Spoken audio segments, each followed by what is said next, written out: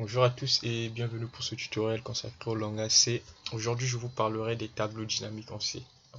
Sans plus tarder, je vais commencer par écrire le squelette de mon programme. Just include stdio.h int main qui va contenir le corps de mon programme. Je vais faire un return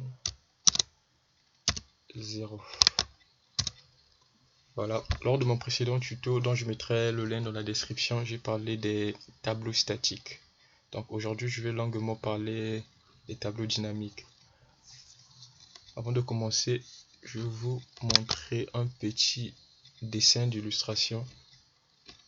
Lorsque vous écrivez vos programmes en C et quand vous déclarez des variables statiques telles que int h est égal à 18 par exemple, cette variable est déclarée dans la zone mémoire qu'on appelle la pile. Ce qu'il faut comprendre est que la zone mémoire d'un ordinateur est composée en deux parties. On a la pile et le tas. Le tas est une zone mémoire réservée aux allocations dynamiques. Donc voilà, je repars sur mon code. Et j'ai également dit au cours de mon précédent tuto sur les pointeurs qu'un pointeur est tout simplement une variable qui va contenir l'adresse d'une autre variable. Donc, pour créer des tableaux dynamiques, j'aurai besoin d'un pointeur qui va contenir l'adresse de mon tableau. Là, je crée un pointeur tab int étoile tab parce que je vais travailler avec des entiers, c'est pour cela que ce pointeur est de type int. Voilà. Et aussi, je repars sur le schéma. La différence entre un tableau statique et un tableau dynamique est que quand vous déclarez un tableau statique, vous fixez la taille dès le départ et au cours de l'exécution du programme, il n'y a pas la possibilité de modifier la taille du tableau. Par contre, pour un tableau dynamique, dès le départ, on ne connaît pas en fait la taille. C'est au fur et à mesure de l'exécution du programme que l'espace sera alloué au niveau de la mémoire. Voilà. Quand j'ai fait déclarer ma variable tab, mon pointeur de type tab, l'espace mémoire a été réservé dans la pile et pas dans le tas. C'est dans la pile que l'espace a été réservé. Je vais faire un petit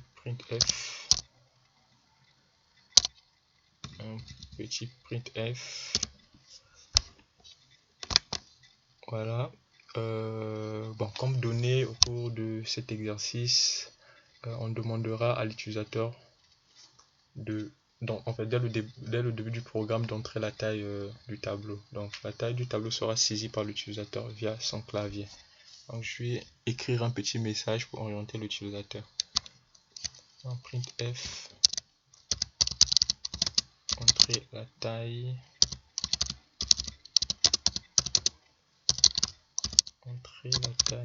du tableau, /n pour un retour à la ligne.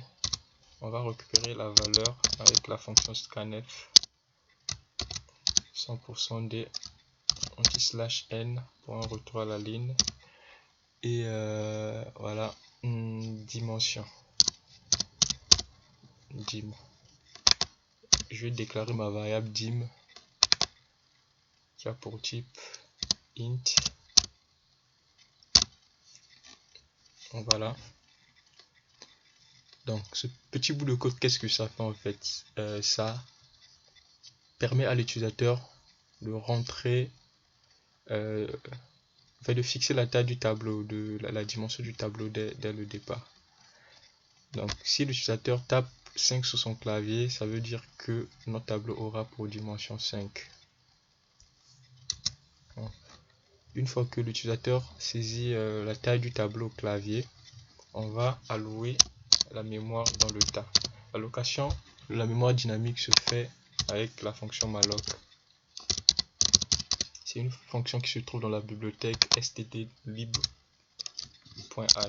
Donc je vais rajouter là cette ligne include stdlib.h.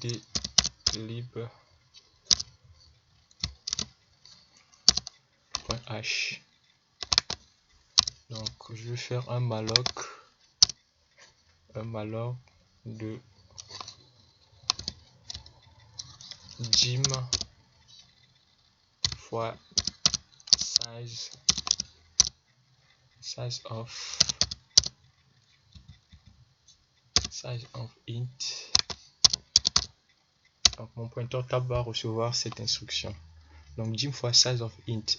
J'ai aussi longuement parlé sur l'emploi de size of. Size of nous permet juste de déterminer la taille qu'un int ou un float occupe en mémoire. Donc quand vous écrivez size of int, ça veut tout simplement dire la taille d'un int. Non, dim fois size of int, ça veut dire allouez-moi n fois size of int. Donc si l'utilisateur tape 5, donc dans l'espace mémoire, on va allouer 5 fois la taille d'un int.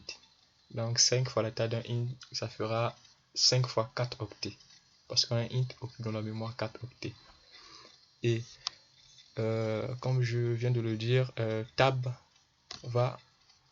qui est un pointeur, et un pointeur en définition est une variable qui stocke l'adresse d'une autre variable. Donc notre pointeur tab va contenir l'adresse de notre tableau. Voilà. Donc, ce qui se passe sur le schéma, supposons que l'utilisateur tape 5. C'est dans le tas que 5 fois 4 octets sera réservé. Voilà une illustration. 1, 2, 3, 4, 5. Voilà. Et par la suite, l'utilisateur, dans la suite de notre programme, ce que je vais faire, je vais créer un petit bout de code qui va permettre à l'utilisateur de remplir les cases du tableau. C'est possible avec l'instruction for. On va faire un for i inférieur à la dimension du tableau à i++. On va faire un scanf 100% d virgule tab de i, et plus haut je vais déclarer ma variable de parcours qui est i.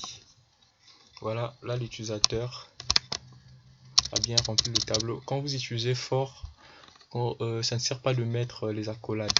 Ça ne sert pas de mettre les accolades quand vous avez juste une instruction après le for.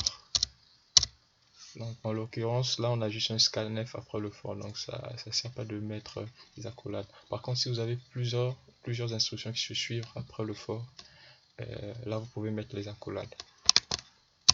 Et une fois que l'utilisateur remplit les cas du tableau, on va reparcourir le tableau pour afficher les valeurs que l'utilisateur a saisies. Donc là on va faire un printf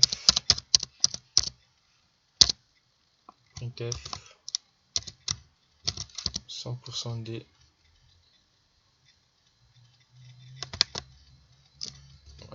Je rajoute ceci en retour à la ligne. 100% d, ce petit symbole pour séparer deux nombres à l'affichage, virgule tab de i. Voilà.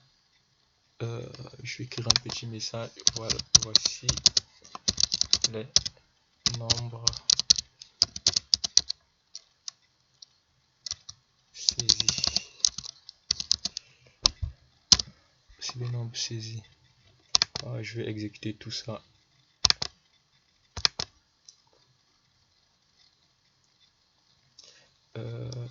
Before, on s'attendait, j'ai oublié un point virgule quelque part.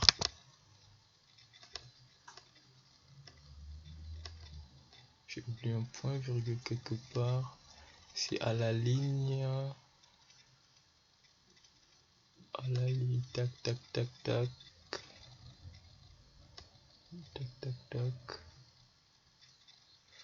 Je ne vois pas où c'est. Je clique sur ça. Scanf, ouais. C'est pas un point virgule, c'est plutôt une virgule. Et voilà, je vais recompiler. Voilà, là on me dit invalid conversion for void to int. Voilà, la fonction malloc retourne un pointeur de type void qui est un pointeur générique. Donc là, il faudra tout simplement caster le void en int en tapant, en rajoutant ceci. Donc là, c'est pour spécifier le type de retour. En fait, c'est pour convertir le void en int. Un pointeur void, c'est un pointeur générique. Un pointeur générique, c'est un pointeur de type void, int, tout ce que vous connaissez.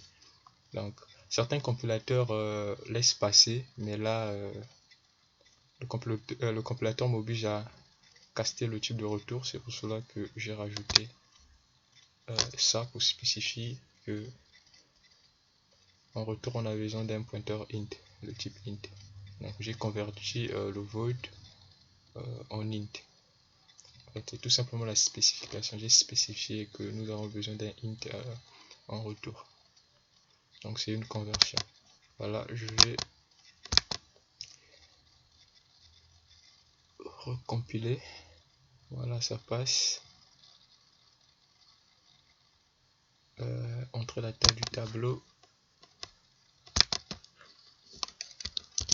tape 5, le premier nombre, le deuxième, le troisième, ainsi de suite. Oh, je suis allé trop vite, je recompile.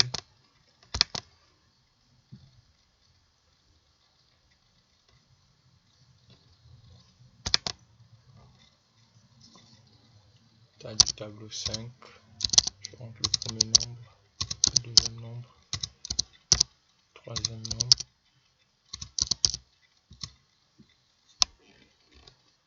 Voilà, pour souci de lisibilité, je vais faire un retour à la ligne là parce que à l'affichage on voit rien du tout. Voilà, je vais recompiler.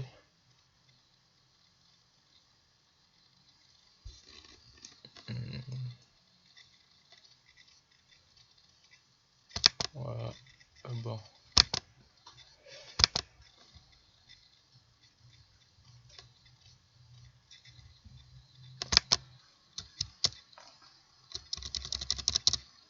J'enlève tout ça pour que ce soit un peu plus clair pour voir à l'affichage.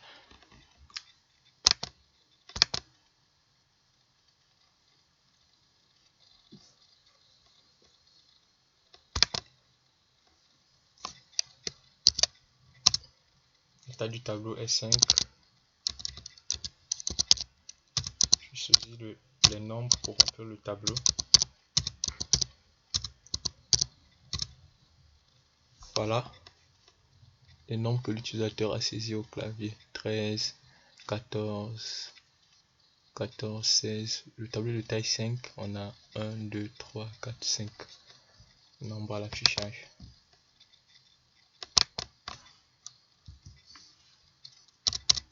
Voilà, je vais réexécuter, changer la taille du tableau. Là, je suis en train de faire des tests pour voir si mon programme fonctionne très bien. Bon, là, je suis un peu ambitieux. Je fixe la taille de mon tableau à 10. Voilà, je saisis les nombres aléatoirement.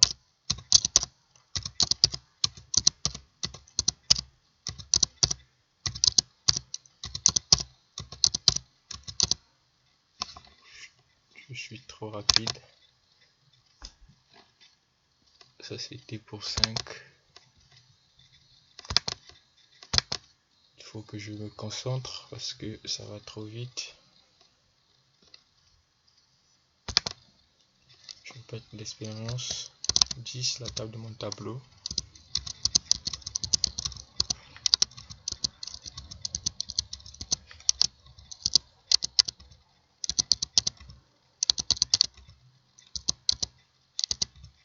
Voilà, on a 10 éléments. 1, 2, 3, 4, 5, 6, 7, 8, 9, 10. Ok. Voilà, je vais un peu